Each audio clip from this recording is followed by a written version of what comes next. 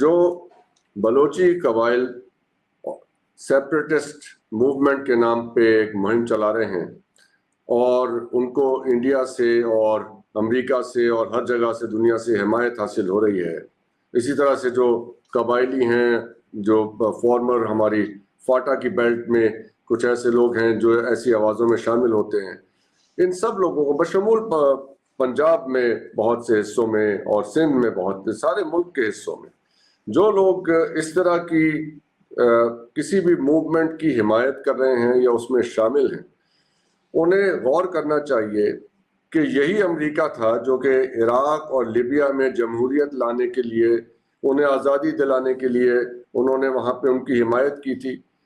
किस हाल में छोड़ के गए, उन मुल्कों में कितनी जमहूरियत आ गई, कितनी तरक्की हो गई, कितने वसाइल मुनसिफाना तकसीम हो रहे हैं वहाँ पे। यही हाल अफगानिस्तान का है। यही इंडिया है जो इस वक्त इस किस्म के बलोची सेपरेटिस्ट की, मिलिटेंट्स की हिमायत कर रहा है। यही इंडिया मशरिकी पाकिस्तान में भी इनको इसी चीज का गम था। आज बांग्लादेश और इंडिया कहाँ खड़ा है, क्या ग्रीवेंसेस हैं बांग्लादेश की इंडिया के साथ? ये वही इंडिया और ये वही बांग्लादेश है जो मशरिकी पाकिस्तान में सारा इन्होंने एडवेंचर किया, वहाँ पे इसी तरह के लोगों की को हिमायत करके, इसी तरह की तहरीकों को बढ़ा के मुक्ति पाए नहीं। You all know that. ये तो हम अपनी तरफ से गढ़ के तो नहीं बता रहे ना ये किस्सा, ये सारे तो तारीख में दर्ज सारी चीजें हैं। यही उस वक्त नैरेटिव था। पाकिस्तान की इस्टेब्लिशमेंट वसाइल खा रही है। यही बंगालियों को उस वक्त मशरिकी पाकिस्तान में बताया गया कि इस्लामाबाद की सड़कें जो हैं शीशे की बनी हुई हैं, जाके देखिए शीशे की सड़कें इस्लामाबाद की या लाहौर की।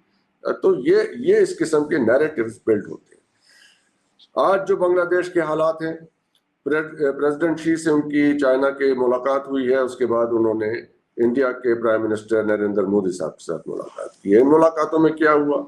एक मुद्दा है सेवन सिस्टर्स का, वहां पे क्या हो रहा है, मणिपुर में क्या हो रहा है, नागालैंड में क्या हो रहा है। सो ये सारे मसाइल और ये सारी जोग्राफियाई और सियासी सूरत हाल तो मौजूद है। इसको डिस्कस करते हैं आज। डॉक्टर हसनैन जावेद साहब हमारे साथ हैं प्रोग्राम में, राजा कामरान साहब हैं और हमारे साथ अभी कुछ देर बाद उस्मान चौहान साहब ज्वाइन करेंगे। बहुत बहुत शुक्रिया आप हजरात के ज्वाइन करने का। डॉक्टर साहब, ये आप ज़रा इस पर रोशनी डालिए, आपके पास तफसीलात हैं। ये जो मुलाकात हुई है प्रेसिडेंट शी के साथ, आप चाइना में मौजूद हैं, वहाँ पे इसको कैसे देखा जा रहा है डॉक्टर यूनुस की जो वहाँ विजिट हुई है उसको? Right, thank you very much. सबसे पहले तो sir hats off to doctor Yunus. मेरा जो थीसिस था, जो हमेशा से मैं कह रहा हूं कि पाकिस्तान को मेरिटोक्रेसी और टेक्नोक्रेसी ये दो चीजें बचा सकती हैं। अच्छा, ये थीसिस तब से साबित हुआ जब डॉक्टर यूनुस तशरीफ लाए, और डॉक्टर यूनुस तशरीफ लाए तो वो रिजीम चेंज ऑपरेशन के तहत नहीं, अवाम के पुरजोर इसरार पर अवाम ने तख्ता उल्टा। अवाम ने जो है वो जो क्या नाम है, हसीना वाजिद को उठा फेंका, भारत की जासूस को, भारत की नमक खार को, और वो जो पूरे बांग्लादेश को जो है वो हिंदवता सिखा रही थी। पूरी की पूरी 90% गवर्नमेंट जो है वो होल्ड थी हिंदुओं के पास, और इस तरीके से जो है वो सारा का सारा कंट्रोल उनके पास था। और बांग्लादेश से उनका कास्ट, कल्चर, उनका रिलीजन, उनकी हर चीज को कब्जा कर लिया था। और उसी तरीके से तकरीबन 11 लाख से ज्यादा के लोग जो है उसने जेलों में, 50 लाख से ज्यादा लोग जो है वो जेलों में बंद कर रखे थे। और जुल्म का एक बाजार गर्म था, मईशत को तबाह हाल किया हुआ था, कहीं से डायरेक्शन नहीं थी, और उसने एक कॉलोनी बना के रख दिया था इंडिया की। और फिर बंगालियों को जो है वो समझ आ गया कि बांग्लादेश जो है वो पाकिस्तान का ही हिस्सा था और पाकिस्तान का ही हिस्सा रहना था। दरमियान में कौन खेलता रहा? अच्छा, ये बाकी बातें बाद में हुई। बहरहाल पिछली चीजों को अगर lock the door behind you से आगे मैं चलूं तो बहरहाल डॉक्टर यूनुस आ गए। डॉक्टर यूनुस, जिस तरह बांग्लादेश की तकदीर है, इसी तरीके से पाकिस्तान की तकदीर में भी मेरिटोक्रेसी की ही बुनियाद पर एक टेक्नोक्रेट ने आना है। एक टेक्नोक्रेट को जिसको चीफ एडवाइजर कह रहे हैं, एक टेक्नोक्रेट को जिसमें पूरे इंडिया में अजाब पड़ा हुआ है, जिसका एक जुमला भारी हो गया है कि we are the guardian of the ocean. So वो तुमको बताएगा कि अब वो क्या करेगा। उसने आईएमएफ के साथ ये नहीं कहा कि हम रिजेक्ट करते हैं, डिनाई करते हैं, लेकिन आईएमएफ बांग्लादेश नहीं पहुंचा। फिर उतनी देर तक जो है वो उसने चाइना की तरफ देखा, चाइना की तरफ चाइना के साथ हाथ बढ़ाया। चाइना ही लाइफ लाइन थी।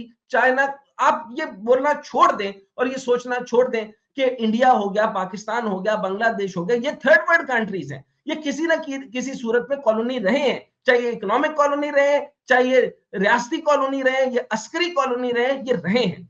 अच्छा, डॉक्टर यूनुस को किस तरह रिसीव किया गया?